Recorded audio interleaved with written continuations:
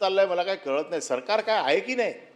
विषय प्रकाश असा आहे टाका. नाही, विषय असा आहे प्रकाश टाका. की पूर्ण वर्षभरात 3 सत्र होतात आपली आणि आम्ही खूप वाट बघत असतो की कधी अधिवेशन येतंय, अधिवेशनामध्ये लोकांचे प्रश्न सरकारकडे मांडू आणि अधिवेशनातच सरकारकडनं उत्तर घेऊ.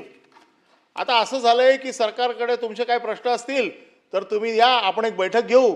अरे मग ती बैठक तर कधी घेता येईल? त्याच्यासाठी अधिवेशन कशाला पाहिजे? अधिवेशनात ज्या वेळेला लक्षवेधी मांडली जाते त्यावेळेला आमची अशी अपेक्षा असते की ह्या प्रश्नाचं उत्तर अधिवेशनाच्या या प्लॅटफॉर्मवरती इथे आम्हाला मिळावं आणि हा प्रश्न सोडावा. सरकार गोंधळलंय, यांचंच कळत नाहीये की कोणाचा पायपोस कोणाच्यात आहे. पणन म्हणतं माझं नाही आहे, नगरविकास म्हणतं माझं नाही आहे, आता जिकडे पाहिजे तिकडे हे फक्त माझंच आहे. आता गिरीश भाऊ यांना त्या कुंभमेळ्यात घुसायलाच देत नाहीयेत कोणाला, हे एक मोठं दुःख आहे अजून त्याचं. आता तुमच्या या सगळ्या भानगडीमध्ये भुजबळांसारखा बिचारा एखादा अगदी जीव तोडून लक्षवेधी मांडतोय, त्याला खेळवतायत ते लोक. मंत्री महोदय उत्तर देतात. काय चाललंय काय? हा, ते उत्तर देतात. नाही, उत्तर देतात म्हणजे त्यांचं उत्तर ऐकलं ते म्हणतात माझी जबाबदारी. सभापती महोदय, सभापती महोदय, त्यांचं झालं की बोला. सभापती महोदय, नाशिक महानगरपालिकेमध्ये अनिलजी आपण ज्येष्ठ आहात. नाशिक महानगरपालिकेमध्ये शीतगृह बांधण्यासाठी जागा जर ऐका. आवश्यक असेल तर नाशिक महानगरपालिकेमध्ये शीतगृह बांधण्यासाठी जर जागा आवश्यक असेल तर ती महानगरपालिकेकडनं दिली जाईल. त्याच्यावर निधी उपलब्ध पणन विभागानं करून द्यावा आणि शीतगृह उभा राहावं.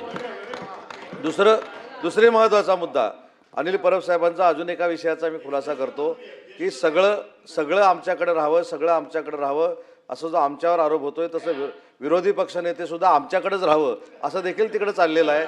त्याच्यामुळं शेवटी हा आरोप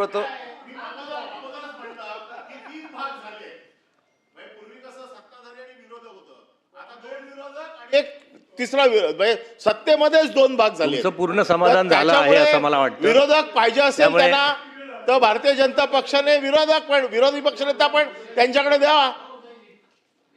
तो एका बेंचचे पण 2 भाग झालेत. बंटी पाटील साहेब परब साहेबांच्या बाजूला बसतात, ते म्हणतात विरोधी पक्षनेतापद माझ्याकडे पाहिजे. अनिल परब साहेब त्यांच्याच बेंचवर उजव्या बाजूला बसलेले आहेत, ते म्हणतात माझ्याकडे पाहिजे.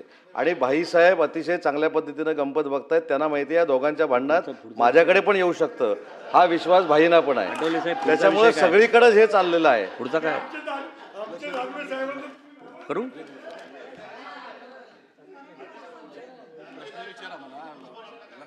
भुजबळ साहेब प्रश्न महोदय, खरोखरच ही गंभीर बाब आहे, कारण का कुंभमेळा येतो आणि त्याच्या आधी या सगळ्या सुविधा घेणं फार गरजेचं आहे. आणि मंत्र्यांनी